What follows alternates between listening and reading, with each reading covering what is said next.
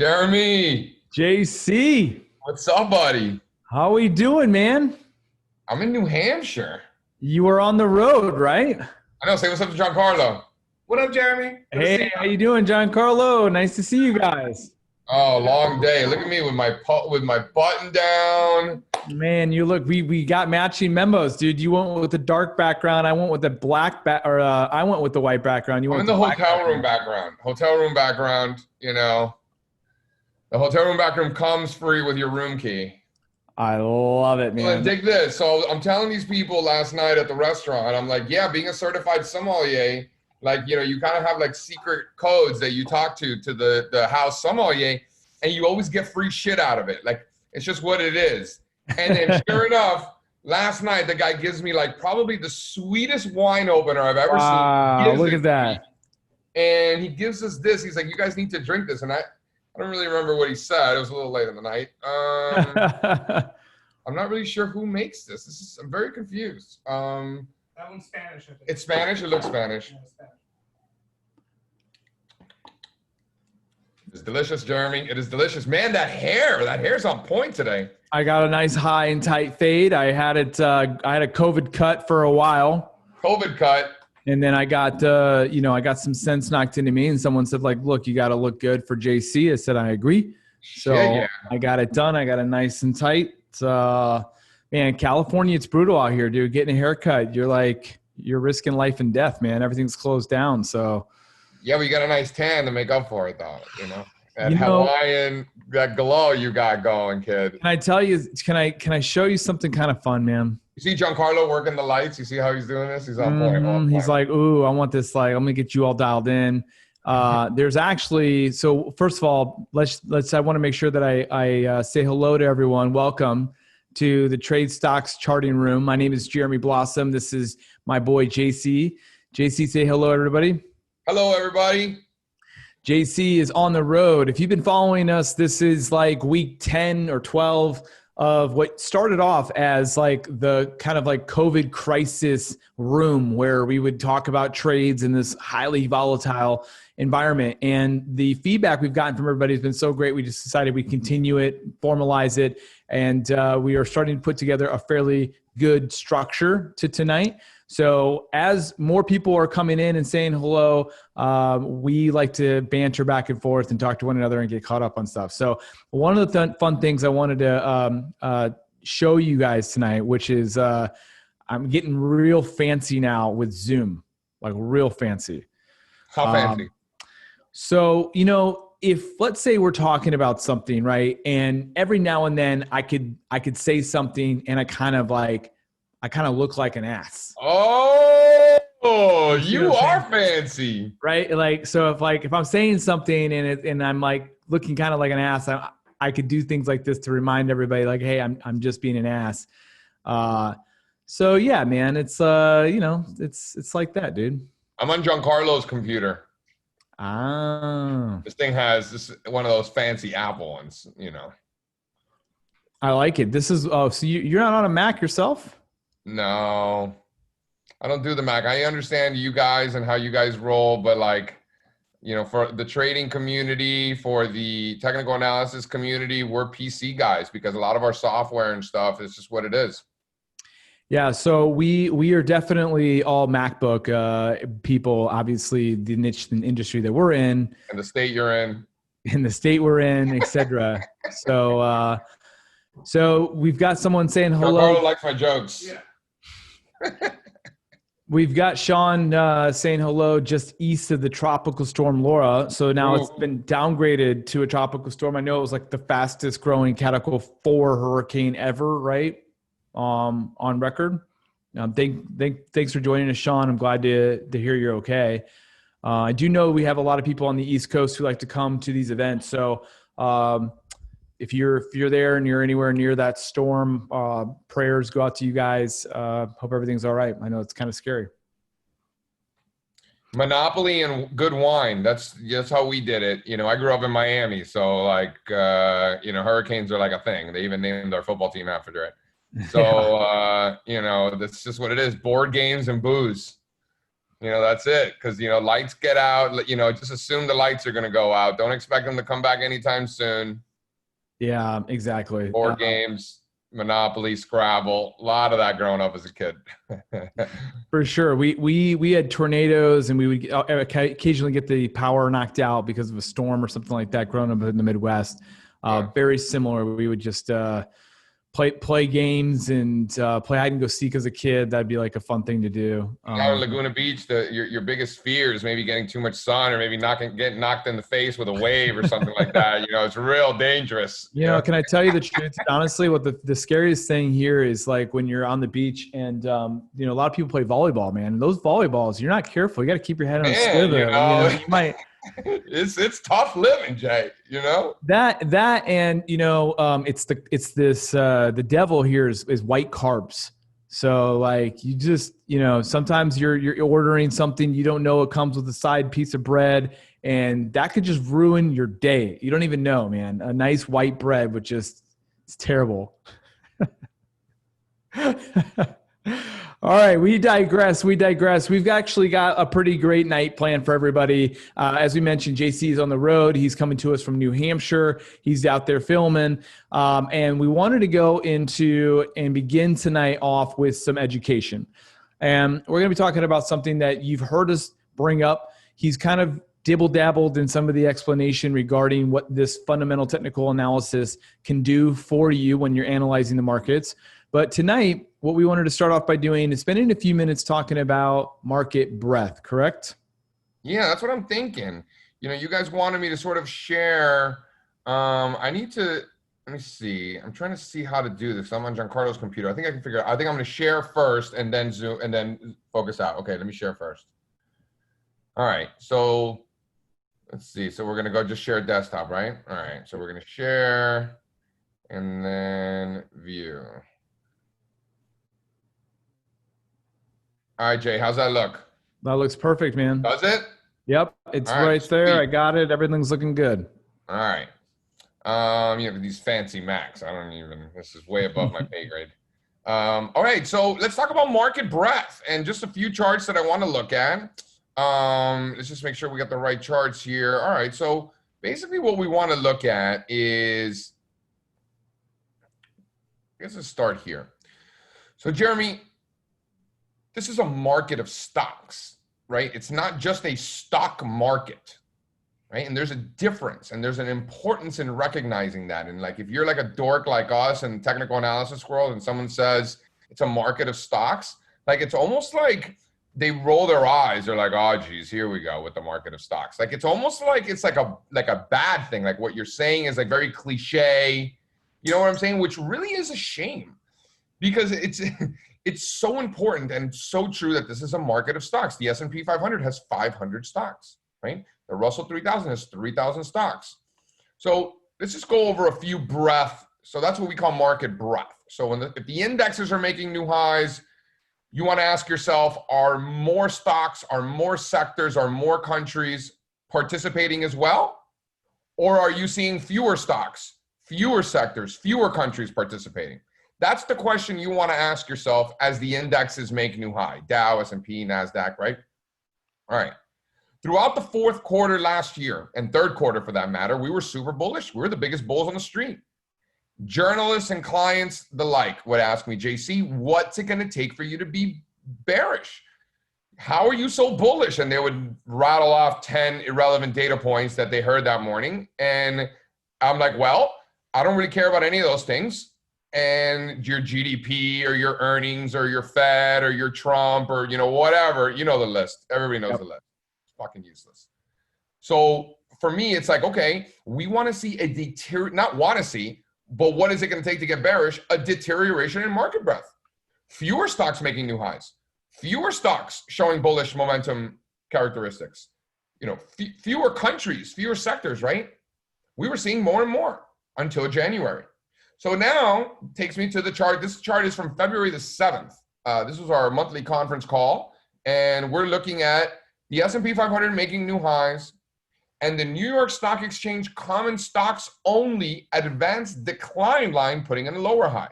So why does that matter? A couple of things I want to point out here. Number one, The New York Stock Exchange, you have to understand what it is. Over half of the largest 100 stocks, the largest 100 companies in the New York Stock Exchange composite are not American. They're ADRs, they're foreign. So the New York Stock Exchange is going to give you a much more international exposure than any of the other indexes, particularly the NASDAQ 100. That's going to be a bunch of American tech and discretionary names, no banks, no energy. That's why it looks so good. So just understand what we're looking at. You'll also notice that this is the common stocks only advanced decline line because the New York Stock Exchange has a lot of fixed income products and closed-end funds. So if you want to get data on the stock market, you need to eliminate all the stuff that's on the New York that's not stocks, right? So garbage in, garbage out, understand what sort of data you're analyzing and making sure you're analyzing the right data instead of looking at an advanced decline line that includes fixed income products when you're trying to get stock market data, right? So make sure your data is clean. So we look at a stocks only advanced decline line, putting in a lower high as the S&P 500 puts in a higher high. You know what that means? That means fewer stocks are participating. These are the types of divergences that we've seen at prior peaks throughout market history, right? What else was happening? We were getting a half of the new 52-week highs. So as the S&P 500 is making new 52-week highs, when you count the amount of stocks making new 52-week highs, you're getting half the numbers. Is that broadening participation or is it weakening participation, right? Are you seeing a deterioration in market breadth or are you seeing an expansion in market breadth? So now you're getting a lower high on the advanced decline line. You're getting half as many stocks making new 52-week highs. And now here we're looking at the opposite. This is India, but this is from a different presentation. I just wanted to make sure to show you guys what it is that we're showing our clients. This isn't from an old presentation. I'm literally taking it directly from it so you could see what's going on. In this case, it was probably an India presentation. So now we're looking at the value line index. So Jeremy, a lot of people might not be familiar with the value line index, but what it represents is essentially the median stock. And I don't know how many people remember median from stats class. You know, I probably slept through half of them, but the median number is really, really important because we don't live in an average world, right? So the average is not going to give you many times the data you're looking for. The median is what you're looking for, right? So that's the, when you count them all, the one in the middle. So that's what the value line geometric index is going to give us, sort of the median performance of the stock market, of the stocks. And notice how as the S&P 500 went on to make higher highs, what was the value line index doing? It's putting in lower highs. Yeah. And so I think this reiterates, Jeremy, that it's not just one indicator. You're noticing how there's many, many breadth divergences telling us to get out of the way. Meanwhile, General Electric's making new lows. So with the Dow Jones Industrial Average making new highs, the transportation index was not, right? Another divergence. With higher highs in the S&P 500, there were fewer stocks showing bullish momentum characteristics. So overbought conditions are a positive, right? People are like, oh, JC, I can't buy this because it's overbought. It's like, well, how can an overwhelming amount of buying pressure possibly be a bad thing? It's actually a good thing. Overbought conditions are characteristic of uptrends. So what we want to do is we want to count how many stocks in the index are showing those bullish momentum characteristics.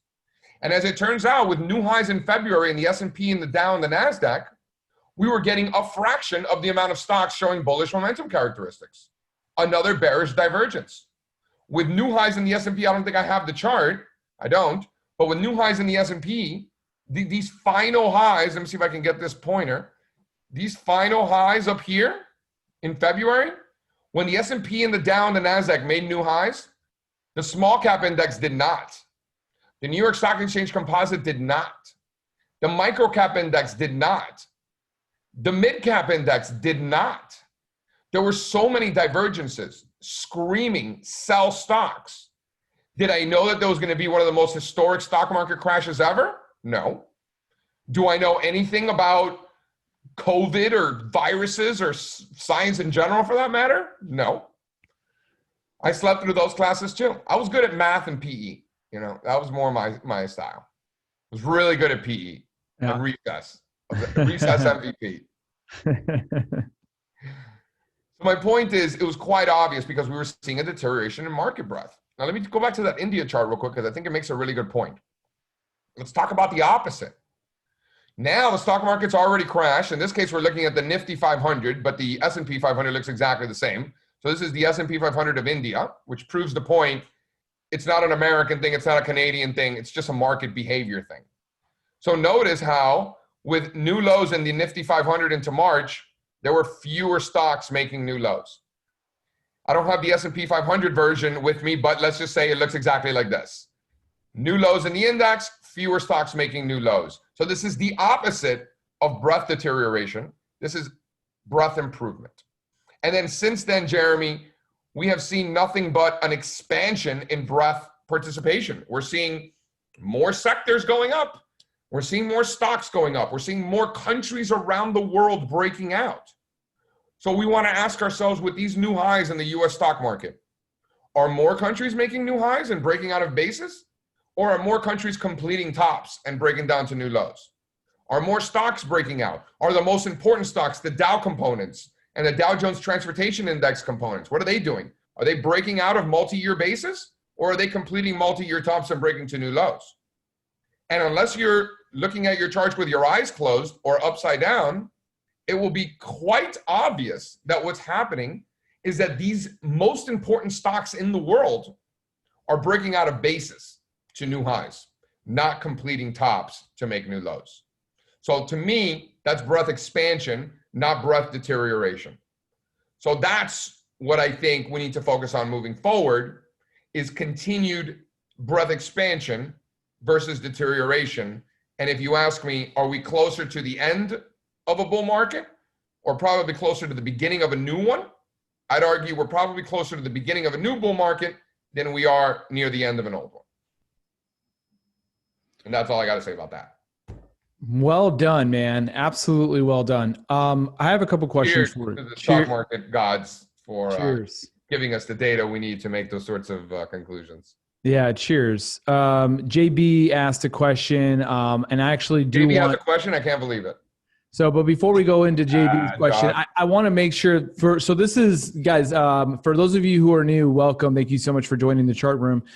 We really want to make this as it's a great name, by the way. I don't know who came up with that, but the chart room, that's dope. I like that. Yeah, I think that's probably our boy Itai.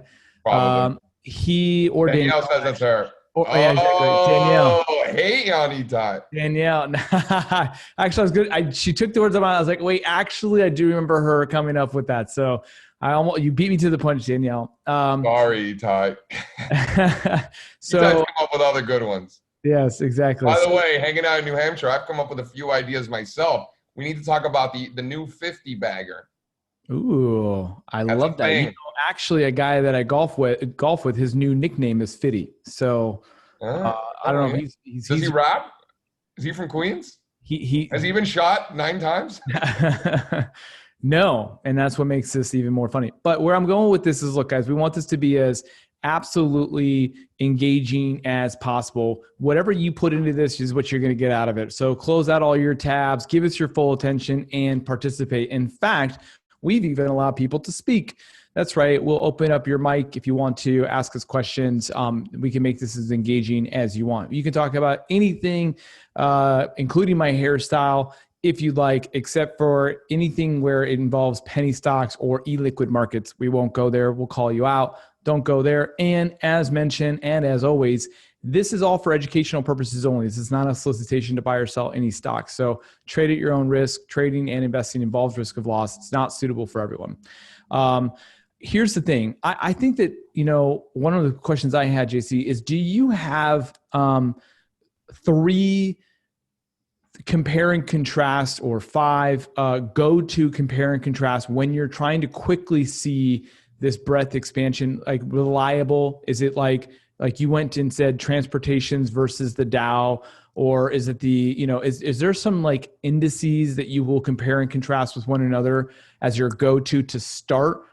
If so, I think that'd be really beneficial for everyone to know, because that's something like I've got my charting system up right now. I'm looking at the Dow Jones Industrial Average. I see that, on a yearly chart, looking at the dailies, but on a yearly chart, it's hitting highs, right? Not all-time highs over the year, but like it's back at all-time highs, obviously trending higher. And if I wanted to go and compare this to something else, what would you recommend that I do? And what's your go-to? The Russell 2000? For breadth analysis?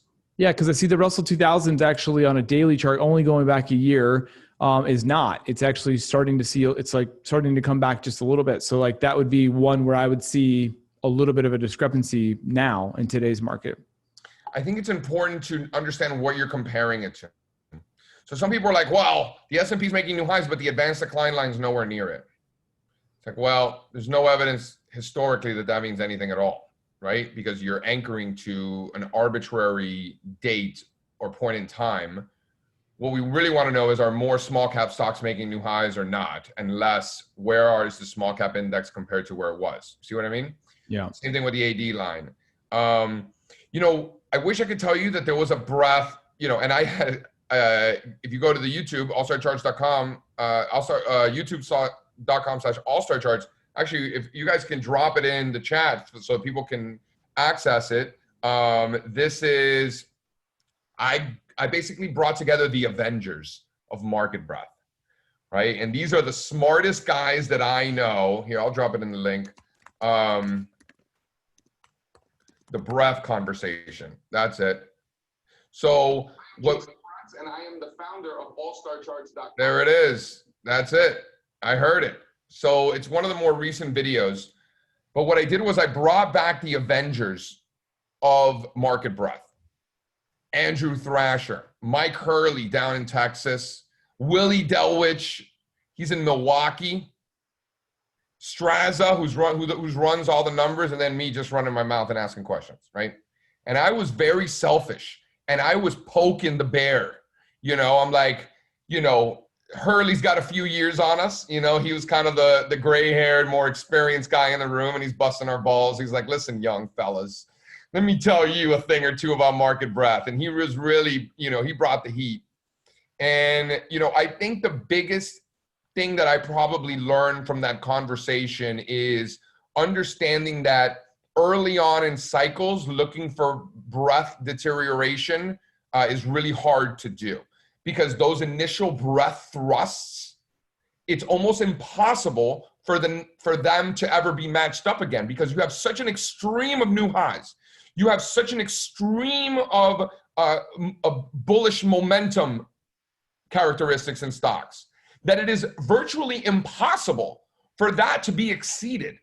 So what a lot of amateur breadth analysts are looking for is that they immediately see these divergences, just because as a function of simple arithmetic, it's impossible to match up with those previous highs. And then what happens is that they're selling stocks too early. When this is just the beginning, they're thinking it's the end. So I think it's important to recognize when you have these massive thrusts, historically, that's early in the cycle, not late.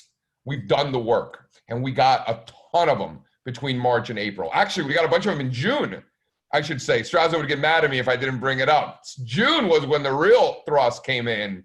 That was really, really impressive. So it wasn't even off the bottom. So to me, to look for breadth divergences right now, I think is premature.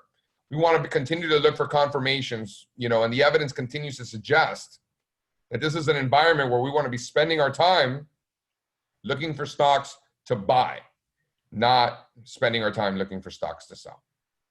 Great. I agree. All right. Well, anybody have any specific questions? We got a comment from JB. That was a great segment. Love Thrasher getting with the Murphy and the VIX. So that's great. Thrasher's face was classic as he almost fell back in his chair. So I posted the video. I found the exact video that we were talking about. Yeah, JB, when Hurley was like, yeah, you shouldn't be looking at the VIX every day. And I know for a fact Thrasher looks at the VIX every minute probably. And he's like, you see Thrasher rolling his eyes like, this guy. Yeah. This is a good question from Galaxy. What are your go-to chart types to check market direction for options on the S&P, and do your trade options on individual stocks or index? What do you mean chart types? Like what type of charts that look like? Candlestick charts, line charts, bar charts, Ichimoku clouds? Yeah. Are you an Ichimoku guy? Galaxy, what do you think? Sure. What's that? I'm not. I'm more of a what they call a purist when it comes to my charts. All right. You know, Good. yeah, I like it. Man of my own heart. Right? Like I try to just line charts. So what I look at line charts for a number of reasons. Number one, I love line charts because they're clean. You know, I like, man. Oh, that's right, they are. And the homie Charlie Dow, when he wrote his Dow theory tenets, he didn't call him that. We called him that down the road. It was named. JC, you cut out. Oh, there you are. Go ahead. Yeah. So Charles Dow in the 1880s, 1890s, wrote down his tenets and made it perfectly clear that it's the closing prices that we're most interested in. Closing prices. And the cool thing about the line chart is it does all the hard work for us. It just connects the closing prices, right? So it's pretty sweet. So Charlie Dow would really appreciate line charts. He probably would not like the Japanese candlesticks. He would argue it'd probably be too confusing. Because if our primary focus is on closing prices, line charts by definition give us only that. And then what about ratio charts? When we do our relative strength analysis or intermarket analysis where we're comparing different asset classes, we use line charts. Otherwise, we'd get really skewed data because, let's say we had an open, high, low close on a ratio chart. You have different assets that open at different times. So the data wouldn't make any sense, right? So for ratio charts, we only use line charts. Great. Thanks, Galaxy. George raised his hand, but then he took it away. So I'm not sure if he's got a question. If you do, raise it again, George. We'll give you the mic. Everyone's favorite thing that JC does, it's completely free. As you guys all know, JC is a professional chartist, meaning that he actually gets paid from people. A lot of institutions, huge, important funds are coming to him saying, hey, JC, what do you think? Use your magic. They have many leather-bound books. Yes, many. Mahogany. Yes. Their libraries smell of rich mahogany. Yes, exactly. Yes. And they love stroking JC checks for his smarts. And we have the privilege here at Trade Stocks to bring you JC smarts, his big old brain of his, to analyze the markets and bring up what he thinks is going to be happening in the marketplace. So what we're going to do is we're going to go over some of JC's favorite charts. And then what we're going to do is open it up for you, depending on how much time we have, with specific stocks symbols that you want us to talk about. We love doing this because it just goes to show his expertise. We have a running tally that we'll be coming out with soon on all of his picks through these charting rooms that we've been doing now for a few months. And we'll be highlighting some of his best calls and worst calls that he's made since he's been doing this with us. I can tell you not very many that we're finding that were whiffs, JC. You've been on a tear. So one for the good guys, Jeremy. One for the good guys. Absolutely, man. You're fantastic. What do you want to show us tonight? I don't think you're going to want to see it. Oh, no. No. You're going to want to see it. No. Don't do it to me, man. I'm going to do it. Let's see. So. I knew it. I've been watching it. So what are we looking at? We're looking at gold miners achieving a very important retracement. So is a gold miner something we want to be buying now? Nope. No, sirree, we do not. Nope. What about gold? Getting back to those former highs. Is this something we want to be buying right now? Nope. No, sirree, Bob. No, sirree, Bob. And then, oh, no.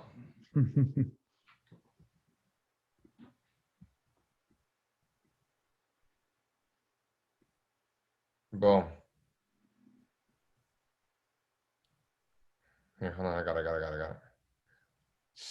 Bringing in the big guns. Bringing in the big guns.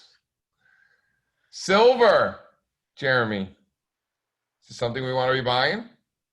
Unfortunately, not yet. No, we don't. We actually wanted to right now. No, we don't want to own it. I don't want to own it. I don't own it. But I'm bitter because I know that when that thing runs, it can run. And I wish the charts didn't look like they did. So I got to tell you, Jeremy, I think they break out. Yeah. All right. Now we're talking. All right. Unless so the dollar we got a index, chance. what's this 1 in a million talk? So if the dollar index starts getting above 94, I think the thesis of higher precious metals is probably going to be an incorrect one. So I think as long as the dollar index is below 94, I think the higher probability outcome is that we do get this breakout. I think it might take some time, but I think it's coming. I think silver ends up going towards 35. I think gold heads up towards 24, 2,500. I think GDX gets back up to those former all-time highs. That's what I think. All right. So that's what's on my radar. Excellent. So that just means I got to chill, and I need my money to be working somewhere else. So the thing that I've grown to love about you, JC, is that you talk in if-then statements. So if this happens, then do this. If that happens, do this.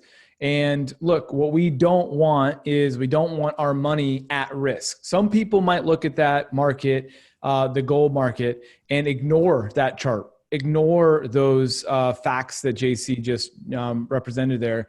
And instead, they would look at the geopolitical turmoil that the country is facing. They would look at some CNN or Fox Business news headline and think otherwise, or they'll hear somebody on the radio talking about it, or they'll read some survivor prepper blog about why they should own it. And what happens is that JC does believe that this market is due for a breakout.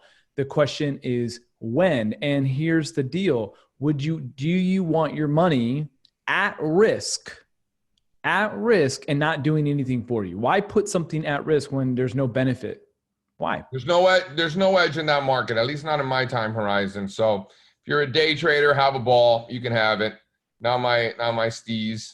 Yeah. And if you're a long-term guy and you think it goes higher, I think it goes higher, but who knows? It's too far out for me to really know. So I'd rather kind of sit tight.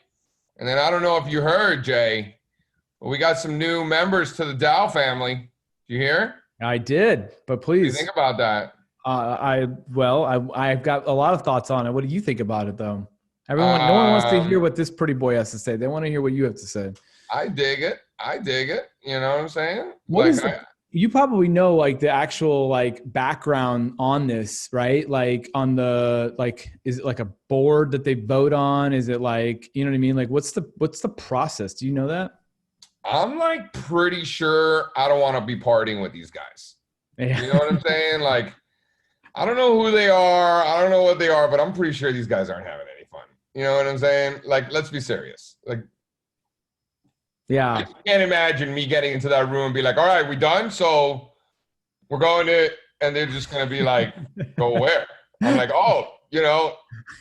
bar, munchies. No, I'm pretty sure they're not any fun at all. Yeah. I don't know. I'm just making this up, but I'm pretty sure I'm right.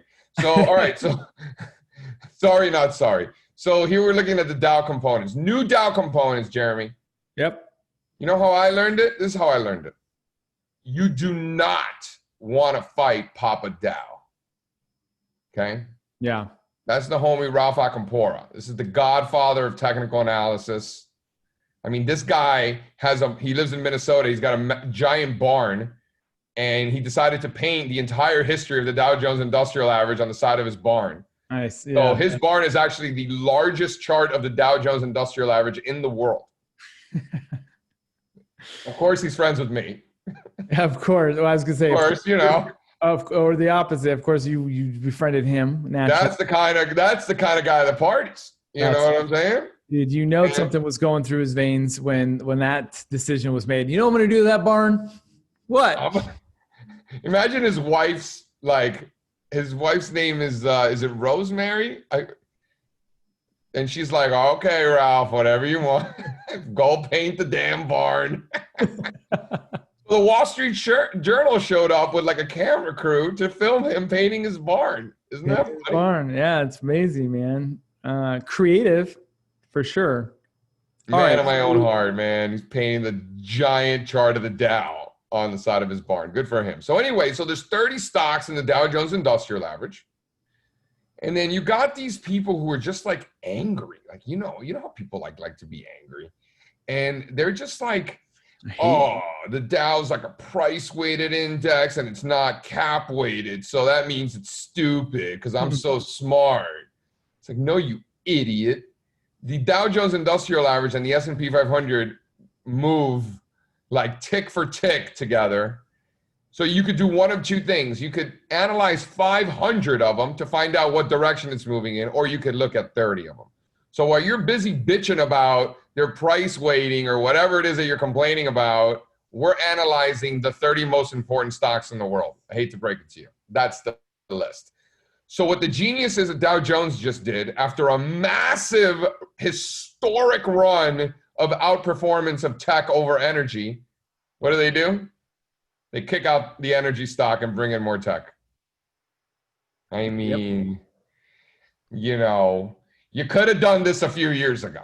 You know what I'm saying? Like, geez Louise. Frankly, that's really why I was asking you if you knew how this process was deliberated upon and like what they do to, you know what I mean? Because it has a lot of significance and a lot of things would be different if, right? Because there is, I mean, so anyway, that's frankly why I was like, all right, that's a big move that they've made here. Why didn't they do this? Because because if they were going to be smarter about it, this wouldn't be their job. You know what I mean? This is why they do what they do. Yeah. Right? The time to do this was 3 years ago. Yeah. So, I mean, if you ask me, it's probably a nice contrarian indicator to buy energy and get the hell out of that. Sure, right? I mean, just look at the performance. So I anchored it purposely to the January peak in 2018 because that's when I think this, 30-month bear market got going. And what's happened? CRM, Salesforce, is up 90% since then. And look at the crap they kicked out. Exxon down 47%. Oh, so they kicked out Raytheon also down 20%. So they're bringing in CRM, Amgen, and Honeywell. You notice all three have done better than the three they're kicking out and well beyond the Dow Jones Industrial Average. So like any other institution, they're chasing. They're kicking out the underperformer, bringing in more of the ones that have been working in classic fashion, right? Yeah. I mean, nobody should be surprised. And then, so the CRM chart's a little out of date because our target has already been hit. That target got hit literally in one day. And I like the Amgen chart. So this is the one I'm looking at. So for me, 242 is the number. If you're above 242 in Amgen, we want to be long. Below 242 seems like way too much opportunity cost to me. In other words, where else can we be allocating money? What else can we be doing with the loot? Give me the loot. Give me the loot. Yeah, give me the loot. Yeah. Yeah. So let's get an update on a couple of the things that you looked at last week. You some of the edibles that we got were Lulu and RST. Well, remember, I'm on the road, so I don't have all the fancy charts that I normally have. So you're putting me on the, you're putting me a little bit on the spot. Well, I believe in you. I got a lot of faith in you, my friend. And what I can do for you is I could draw them, right? Because I'm probably better, because I've looked at these things so many times that I could probably just draw them for you. I think Lulu could use some digestion. Like a lot of them in that space. I mean, how many days in a row did Lululemon go up? I mean, I think it was up something like 18 of 20 days in a row. Pretty much. It looks like it anyway. Consolidation. I think it's fair. What's wrong with that? So can precious metals. Yeah, take a breath. Can use some consolidation. Yep. What's wrong with that? It doesn't mean that we shouldn't be looking for stocks to buy, right? I think there are stocks that are going to be consolidating and stocks that are breaking out. That's what I'm seeing. And I think we're better off erring on buying stocks than we are selling them. So I think we look for stocks showing favorable risk versus reward opportunities. And I don't think that strategy should change right now. I really don't, Jay. I would agree. I like it because, and that's what I'm looking for is like, where do you think there's some of that stuff going to be coming up? Where's the big opportunities? Where are you seeing some of this? What are you getting excited about? And kind of recircling back on a few of these, because like I said, I agree. I think some of this stuff would be healthy if it did come back. We've got, let's see. So you want to hear some good news? Yeah, I do. I'd love to. I love good news, right? So we just happen to have clients that want us to have data. And they want us to have access to their data so that we can help them, right? And they know that the better data we have, the more we're able to help them. So the under the hood watch list for me has been an invaluable tool. Because you of all people, Jeremy, know that our area of expertise and where we focus the majority of our attention is in that top-down approach. By the time we get to the fact that we want to buy Intel, 95% of the reason we want to buy Intel has nothing to do with the chart of Intel, right? It has to do with all the whole global macro thesis and the themes that we're seeing around the world. So in order to supplement that top-down work, we are doing bottoms-up analysis in a variety of different ways. This is one of my favorites and has been certainly one of the most profitable. And we call it under the hood. And what we're doing is we are creating a list of stocks. This is a universe of names that have seen an unusual increase in investor interest. So this isn't like a holy grail. It's not like some magic indicator. It's a list of stocks that all of a sudden people are paying more attention to than they were a week or two ago. That's all it is. But what that does is that it brings our attention to areas that we were not paying attention to because we were so busy looking at Lithuanian equally weighted charts that we were not seeing what was happening under the hood, if you will. And building a series of universes, this one being one of my personal favorites. We could talk about the 50 bagger list. Maybe that's for another webinar. That's a sexy one. And you know I like sexy. Absolutely. But this one's good, man. I like this list a lot. Because what happens is, the truth is, half the names here were on our radar anyway. Maybe 2/3, right? So there's a lot of like, reaffirmation, sort of like, oh, yeah, all these people were looking at it. They should be. We were looking at it too, right? But then all of a sudden, you're going to be like, oh, man, what is this Fastly? Or what is this Glue Mobile? Where it might not be a household name. So it's a great supplement to the work that we're already doing. No doubt about it. Because what happens is first now we have this universe. Then we just run this scan through all of our models and we get to filter by the highest relative strength readings, momentum. We build bubble charts around it. They're dancing. They're almost dancing. Thomas. So my bubbles aren't dancing as much as I'd like them to be dancing. But oh, come on, man. We can't have non-bouncing dancing bubbles. I'm saying circles. They're just circles. Every day. I would call them circles if they didn't, dance. So they're just circles, and they're not even changing colors. They're not changing sizes either. It's ridiculous. It's absurd. And it's funny because Thomas and Straz will tell you that they'll get text messages from me just random at 1:00 in the morning. Where are my bubbles? I need dancing bubbles. I need them. Well, let's make it happen. Well, I am making it happen. I'm bringing in a guy from Toronto. He's making it happen for me. This under the hood bubbles, I promise. This under the hood, in all seriousness, watch list and the work that you and your team have done has been absolutely phenomenal. It has single-handedly in the last few months made helped, I should say, filter some of the most amazing picks that you've had this year. And as we've always done, we are always trying to give people a great entryway into the world of JC in allstarcharts.com. And we believe that there's no better starting place if you are looking for out of the park, amazing trade signals that are derived from a top-down true methodology, right, by yours truly, Mr. JC Parets, then this specific link right here is what I want you guys to go and take a look at. So this is something that JC has graciously been able to go and provide to us over at tradestocks.com as a way for people to really start to take advantage of data that's out there. We are entering into a whole new world. If you were at our last charting room last week, JC ended it by talking about the revolution that's upon us, about how we are at this place in history where people have access to the same exact material and content and what information that was 10 years ago, 20 years Jeremy. ago. Tell Absolutely him. not a part of the equation. You were at a disadvantage 30 years ago by far from the hedge funds and institutions. And this has changed all because of an iPhone. We had now an information that's being passed. We now have access to things that the same information, that the biggest hedge funds in the world. You guys have got to ask yourself something. When I talk about JC being hired by institutions, we're talking about some of the biggest institutions in the world. They're hiring JC.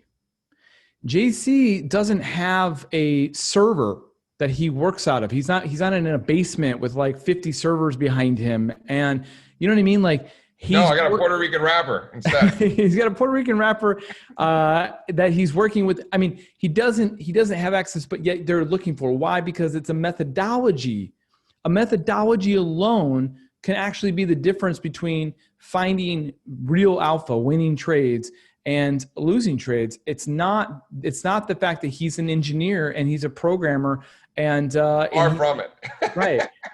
So what we've done is I should say you've done is you've been able to go and take information and distill that information as a place to start your hunt.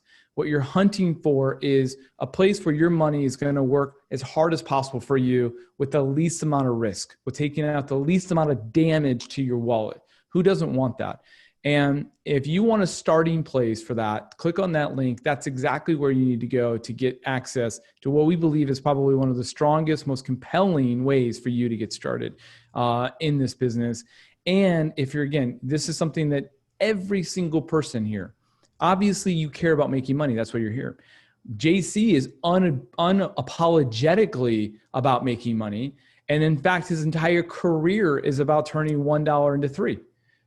That's it. That's all he cares about. And he doesn't give a shit if it's shorting tomorrow Salesforce, right? Or going long lumber. I mean, who gives a shit? He doesn't care. If it's a place where the odds, the statistical relevance, that the direction is going to be a certain way, and he believes that it's going to do that, then that's what he's going to do. Doesn't care about what COVID or what if it's a blue or red wave that sweeps the country in the fall. Okay. He didn't care. He didn't know at all. We were doing a lot of stuff together back in February. He never once, I wish, but he never once said, hey man, there's COVID coming, go to the grocery store and like buy a bunch of groceries and short the stock market. What he did say was like, look, I'm out of the stock market. I'm out. He moved into a different asset class. Three bonds, baby. 3 bonds and diversify your bonds. Knocked it out of the park, folks. That was a good trade. Knocked it out of the park. It is one thing and a very good thing to know people who tell you, hey, you should probably think about getting out of the stock market. All right. And they're right. That in itself is a good friend to have. You know what's a better friend to have? A better friend to have is somebody that tells you to get out of something and into something else, and they make money. They've saved money. They didn't lose any money, and then they actually made money from something else. If you are a client of JC and you're here, and you were a client of JC in February, let us know, and let us know if you got that report, that analysis from JC in February. JB's here. He came by. Remember, he came by Newport. He brought me right. Yes, JB. Brought me the Italian wine. That's right. Thank you for that, by the way. That was delicious. Yeah. You got some of that. So that's what's the biggest thing, I think, is like, I think that you guys actually have, a real track record for doing this. So JB's like, yes, of course. So I dropped the link in there. Go ahead and take a look at it yourself. And then we do have a question on, I know you don't have, JC's on the road. We mentioned that last week. We mentioned that when we get started. 2 days on the road. 2 days on the road. You make it seem like I'm like on some like vacation out in Bali or something. Yeah. You know what I'm saying? JC's on the road. Like I'm like Motley Crue or something. Yeah. Mike, just because you am I going to stop talking so I get to look at what you're offering? There's a link here. Click on the link and you can see exactly what I'm talking about. Check it out. Go look at it. And then we also had somebody else that wanted to talk about Roku. Yeah, so I want to talk about Roku. I'll talk about Roku. You want me to talk about Roku? I'll talk about Roku. I would love for you to talk about Roku. Yeah. Let me tell you something. You know what it looks like? You know that Kilroy was here? Any of you guys like war nerds? Like war, I think it was World War II. The Kilroy was here. Anybody like No. Like a war junkie that knows about all that stuff? Kilroy, where it's like the nose sticks down and two hands, right? Anybody? No? Everybody's like, JC, nobody knows what the hell you're talking about. Kilroy was here. No? Jeremy's like, I don't know what you're talking about. I'm waiting for where you're going with this. Kilroy was here. Look, let me show you. So it was like an old, like they would draw it, like I guess like the soldiers would draw it. Here, I'll show you. Hold on. Jeremy's like, what are you talking about, JC? With your revolutions and whatnot. And now this Kilroy and World War II. I'm trying to get the, here we go. Okay, so let me share. All right, so this is what I mean. Oh yeah, share. You see that? Oh, that's not right. You see the Kilroy? You see that? Yep. Kilroy was here. You see that? Yeah. So this is for technicians. We look at this as an inverse head and shoulders. So here's your left shoulder, here's your head, and here's your right shoulder. So there's an inverse head and shoulders upside down. And Kilroy is the example there. So that's what I was getting at, right? So if you look at Roku, that's what it looks like. I don't have to show you a Roku chart. I could just show you the Kilroy. Because what are you seeing in Roku? That's the pattern. That's the pattern in Roku. The left hand, or in this case, his right hand, Kilroy's right hand, was the decline in the third quarter of 2019. Then the market crashed in March, February. That's the nose. And I think that the left hand, what's going on the right shoulder of the inverse head and shoulders, we've seen over the last couple of months. So I got to tell you, if we're above $170, we want to be long Roku. I think it could double. How about that? How about that, Jay? Double me. Double. You didn't know we were going to talk about World War II? You didn't even know, Jeremy. Sometimes I every time I know that Thursday evenings are coming, I get more and more excited about the direction of where the conversation is most likely going to lead. Kilroy was here. We've gone some places. We have yet to go to World War II. So, I'm pretty sure it was World War II. It may have been World War I. I'm pretty sure it was World War II. So Kilroy was here. Inverse head and shoulders. I think Roku's showing it. And that's a serious pattern. You know, it's been developing for over a year. Bigger the base. There you go. Kilroy was World War II. Thanks, Mike. See? Jeremy's like, oh, so JC's not completely full of shit. I never think you're full of shit. You thought it for a second. I held my breath because it's a dangerous place. You start going into these tragic world war, especially World War II. There's a lot of horrible things. So I'm like, where is he going? How is he going to pull this back into? And you did. So I lost faith for a split second. You regained everything and then some. You totally redeemed yourself. Totally redeemed yourself. Well, ladies and gentlemen, JC has been on the road. We talked about possibly withholding a week and pushing this back. JC didn't want to do that. You went over market breadth. We posted some YouTube videos for you to go get more information about market breadth. That was an awesome serious conversation. That was a great, I got to tell you, that was really good. And I had nothing to do with it. I was kind of like the DJ. Yeah. They were smart folks there. It was good buddies. Yeah. So in any event, 170 looks like a breakout for Roku. Yes, Jeff, thank you so much. It's exactly what JC's saying. And of course, we want to give you guys tips like this on Roku. Markets like we've been following gold and silver a lot. That's one of the markets I think has a lot of upside potential. Right now, what we're saying is that Again, where do we want our capital working for us? Where is it unfavorable for our capital to be possibly in harm's way? What JC is simply saying is, look, in his opinion, our capital is best used other places right now instead of those markets. Still can be bullish. He could still have his opinion about where it's going to go. But before he activates his dollars or recommends activating dollars, he's got to see more. He's got to see it get even more favorable. It's like a deal that you want to get done, right? And you're negotiating back and forth and you got a price, like you're going to buy a house. And the price just keeps getting more and more favorable for you. All right, if it hits this, I'm going to buy it. It's a no-brainer for you. That's that kind of if-then thinking. If the price of the house is going the opposite way that you think is a fair value, then you're going to say, well, I'm going to sit. I'm going to wait. There's no reason for it. You're not going to allow yourself to get emotional and get caught up on that house. And that's exactly what he does. He does it over and over and over again using a proven top-down approach and technical analysis, of course. And he's one of the best guys I've ever seen do it. JC, we always ask you to leave us with words of wisdom. What do you got for us tonight? I think you need to keep an open mind. You know, I think a lot of us, myself included, get a little stubborn sometimes, maybe a little too often. And this comes with people, maybe not giving somebody a chance, or not giving a particular group of people a chance. Maybe it's a particular group of stocks. Like, oh, I'm never buying those stocks ever again. Why, bro? Because one time 20 years ago, you lost money and you're still not over it and you're still crying about it, really? So now you're not going to look at that sector? You know, like, come on. Keep an open mind.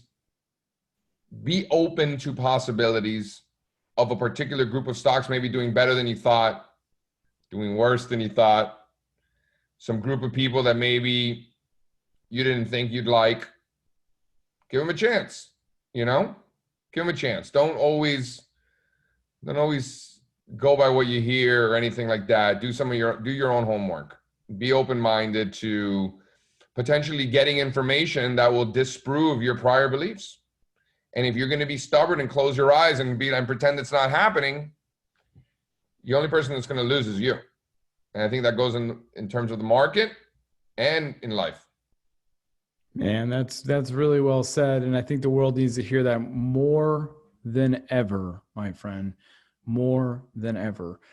Well, I can't say anything better than that. So with all the gratitude in my heart, thank you all so much for making it a priority to be here tonight. You can be anywhere you want. You guys are amazing. JC, being on the road, you killed it. You're awesome. John Carlo. Later, Jeremy. Always good to see you. Send my best to the team. I will. John Carlo, you're the man. Great seeing you as well. For everyone else, be well, be safe. We'll see you next Thursday. If you're in Portsmouth, New Hampshire, holler. We're going to be at the cigar bar down the block. Drinks on John Carlo. So it's on me tonight. Yeah, it's on him tonight. Yeah. Oh, have an amazing time. I tell the boys, I know exactly why you're there. Tell those guys I said hello, give them a big hug. They've got some funny stories to tell you about me there. So, all right, we'll get them going.